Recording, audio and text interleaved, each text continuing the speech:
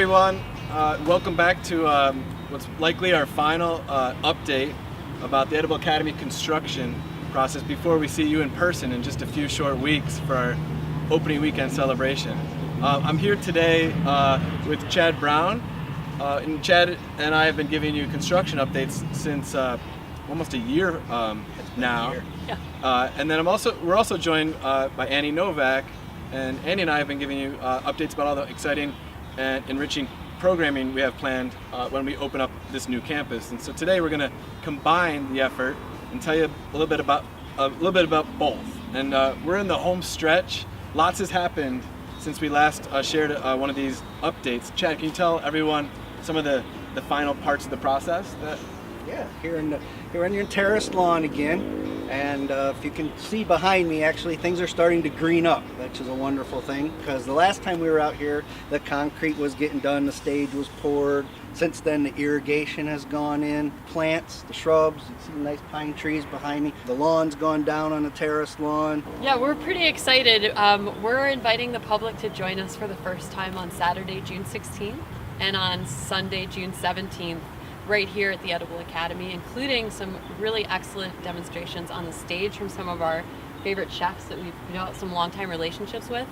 We're also going to have activities in the garden so visitors can come in and help us plant. We've been doing a lot of planting in anticipation of them arriving. We're really looking forward to having all of you come join us out in the garden. Let's take you out to the garden. There's been lots of changes since our last video, and so we're excited to give you kind of a teaser so that your mouth will start watering, and you'll be excited to join us in a few short weeks.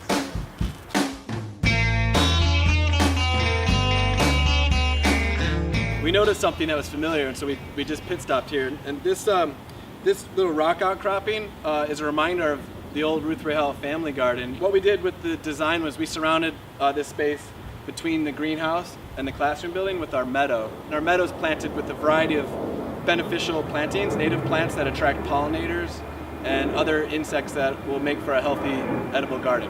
We talked a lot about the greenhouse the past couple episodes, and in general, the greenhouse is pretty much buttoned up, just waiting for Toby and Annie to get the plants growing in there. Since the last time the siding has gone on, you can see it used to be blue, I think, during our last video where the insulation was going on. They've now got the board and batten siding on, the eyebrows are on, and kind of most importantly, actually, the green roof was put on, the actual sedum. Yeah, we were able to customize the planting plants. We added a few edibles, we added chives, a handful of variety of thyme. These are all plants that grow in a shallow soil media and that we have for the green roof.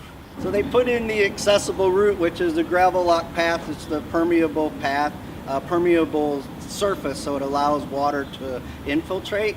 Yeah, so if you follow this beautiful meandering pathway, you're going to end up at our Three Sisters garden, or our Lenape garden, and it's eventually going to feature a really beautiful wigwam structure, and around that some plantings that will feature corn, squash, and beans, which are the traditional Three Sister planting. This is an area that's been part of the Ruth Rahel family garden site for almost its whole history, so we're really excited to reintroduce it in a brand new spot. And we'll be working with some volunteers to help construct it. We're going to bring in some maple saplings to help build it from scratch. And then it's something that we'll use both for visitors who want to come by and learn a little bit more about the Lenape and how they did agriculture in this region, as well as some of our programs, especially in the fall when it's time to harvest those delicious crops. So we made another pit stop on our way to the garden beds. We promised we'll get there in just a moment, but we came into the classroom building, and we're here in the demonstration kitchen classroom. And it's fantastic. Chad, can you tell us all of the different things that we're surrounded by? Right, I think the last time we were here, there was just some sheetrock going up, and the floors were all covered with protection. And now if you can look around, it's pretty white. The HVAC ductwork is in, the lights have gone in, and probably most important, all of the millwork. Behind us, you can see a large kitchen hood, they call it, an exhaust fan, and that happens to be over the demonstration kitchen. So this is an indoor classroom, but the beautiful window space behind us actually opens up and creates this indoor-outdoor flow. And the kitchen counter's been designed so that anyone doing a demonstration or teaching a class has the opportunity to address an audience both right outside as well as in the classroom. So for the celebration weekend of our very first opening weekend, We're planning on hosting chefs in this space to teach culinary workshops every day that visitors are here. And then moving forward, we have a number of programs lined up where students will be in this classroom with our educators, including a brand new culinary camp, which we're super excited about. We actually sold out, and so we started a second week for that camp, and we're looking to roll out tons and tons of more culinary programming in a proper culinary space. Of course, using all the vegetables that the students have grown and harvested just outside this door. So it's such an amazing connection. You can imagine eating and cooking right off this countertop while everything you want to harvest is right behind you. It's really incredible.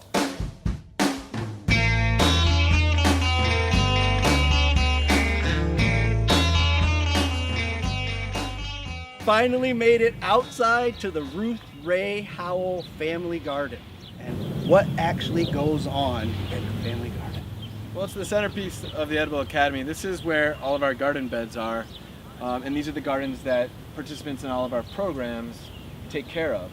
Well, where we're standing exactly on the western side of the campus is the Children's Gardening Program beds. So this is a program that's been part of the New York Botanical Garden for over 60 years. Behind us, we have another area of programming called the Global Garden, which is taken care of by volunteers. Over our other shoulder is the Green Thumb Gardens, and that's an area where visitors who come in the afternoon can help us plant, or our school groups can help us plant.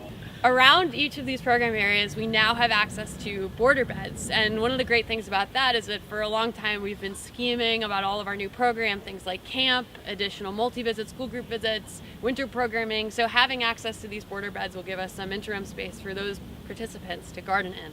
And then what you can't see, because we're across the road from it, is another new beautiful garden area, the Barnsley Beds, and that will be another vegetably programmed space that we're also going to be planting in. We've got over 15,000 seedlings planted already and soon ready to be harvested by you. About 500 varieties of plants represented throughout this season. So I'm not sure if you knew that there are that many varieties of plants that you can eat, but we're hoping that you come join us for our opening weekend celebration or anytime this upcoming season and learn with us. For this visit, we wound up here at the entry plaza, and actually this was one of the last things to get built, like one of the last foundational components of the campus to be built. Right, just as in general, as you were working through the campus and working through the building, the heavy equipment, this was our last service entrance for all the equipment. So as the building went up and the ground started to get built, you made your way out, and this was the last section of wall that went in. But there's a little bit left to do. There's a little bit of planting and some benches to do here. Yeah, this will be where we welcome you to the Edible Academy. It's a terrific view of all of the different parts of the Edible Academy, and then there's pathways that lead right directly to the garden beds, to the classroom and the overlook pavilion, as well as to the meadow. Depending on what program you're here for, we'll be here to say hello and welcome you to the space, and we're really excited to show you what we've been up to for the last couple of years and have you help us take care of this terrific resource here in the Bronx. Well, thank you for joining us on all the different chapters of this journey. If you've been following along with these mini videos, I'm sure you've learned a lot about this site.